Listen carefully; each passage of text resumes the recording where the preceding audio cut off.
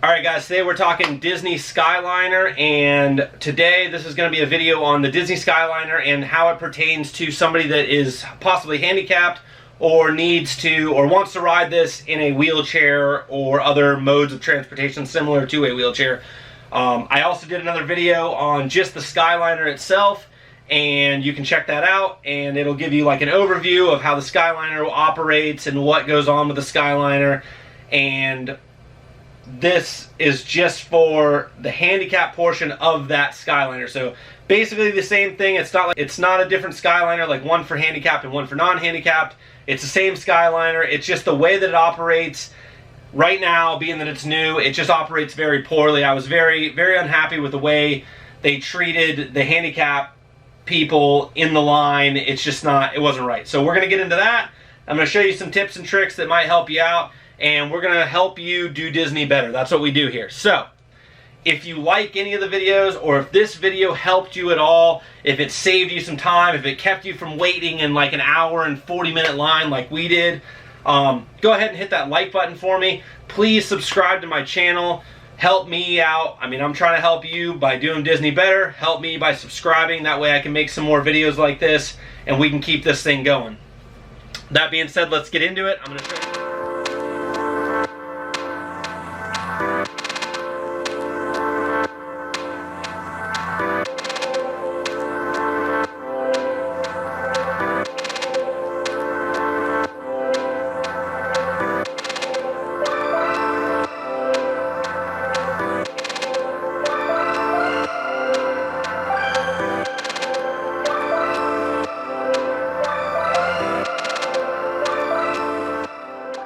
Alright, first of all, I'm just going to tell you the way the handicap system works. That way you can kind of figure this out for yourself and understand how this is going to work. So initially when we went to Hollywood Studios, it was just me, Nicole, and my son in our stroller, and we went through the regular line, no handicap access or anything like that, went right through the regular line. So when we got on, it was a pretty long line. Like I said, there's about 250 people ahead of us, and it was about a 15-minute wait. So it actually goes very fast. They load these things up quickly, and they're constantly moving, so that wasn't even an issue. Now, with that being said, when we got over to Epcot, and we went to go leave Epcot, we left with some people that were disabled, and we were in the disabled line, and that was a completely different scenario. So I'm going to run through that real quick. In the handicap scenario, the gondola stops completely for a handicapped person to get in their wheelchair or mobility device or whatever that may be. So the gondola actually stops. And the way they do this is, as the gondolas are rolling around, one of them pulls off the track, stops, and allows that person to get in there. So that doesn't sound that bad. Here's where the bad part comes in. For every 12 carts or gondolas or Skyliners, whatever you want to call them, come through, one handicap will come off of that and stop. So they load that handicap, and then there's another 12 carts that have to go before that particular cart that is now loaded can go back onto the line.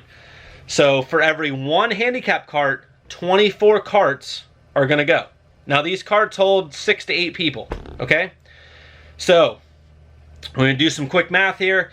Let's say there's 8 handicapped families ahead of you. So basically eight wheelchairs, right? So that's a pretty short line. Only 8 people ahead of you, you think, oh, this is going to be no big deal, right? So at 8 people and 24 carts per each handicapped family, that's 8 times 24. That's 192 carts that are going to go before you get onto your Skyliner. 192 carts times, you know, let's lowball it and say 5 people. That's an astronomical amount of people that are going to go, okay? I can tell you at Epcot, I waited an hour and 30 minutes to get onto the Skyliner. I can assure you the people in the regular line waited no more than 20 minutes to get on that ride. But we were told that we had no choice but to wait in the handicap line, even though we were perfectly able to get onto this Skyliner while it was moving on the moving platform without any issues. We could have got right on. We had already done it previously. So some of the cast members said, no, you don't have to wait in the handicap line, and some of them said that you do. So there's definitely some confusion going on about what actually has to be done and what doesn't have to be done. They're just not 100% sure yet. It's opening day. This is going to change, I would hope. They're definitely going to make it better. I can't imagine that they're going to have handicapped children or handicapped people or any of that type of stuff waiting out in the heat for an hour and 40 minutes to get on the Skyliner when the other line is moving so quickly at about 15 to 20 minutes or so. I just can't imagine they're going to allow that to happen for very long.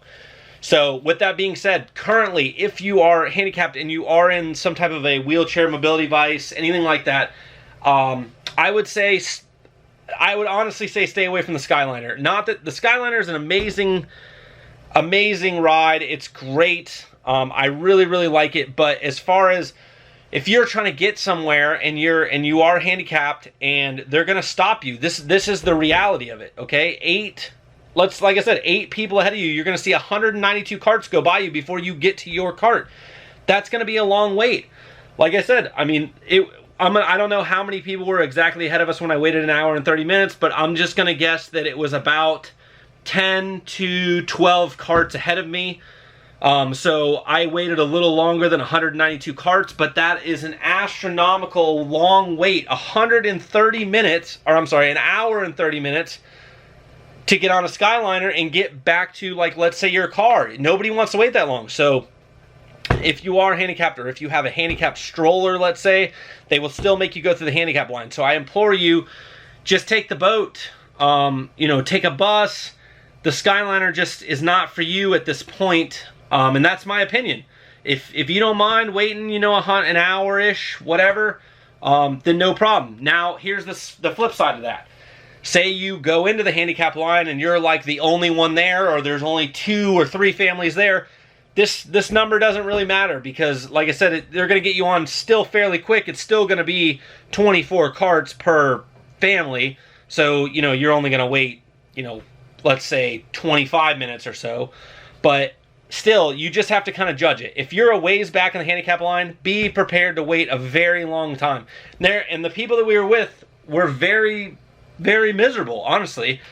I mean, with a handicapped child who's been at the park all day, to sit in a line like that for an hour and 30 minutes is just, it was really sad. We were very disappointed with that from Disney, but we do understand that it's brand new. Things are evolving. Things are getting better every day, I'm sure. So that's just one of those things that they're going to have to look into and try to fix or change. So with that being said, check out some of this video. If you just want to see the regular Skyliner video that I did, check that out. I'm going to put a link right here in the video for you.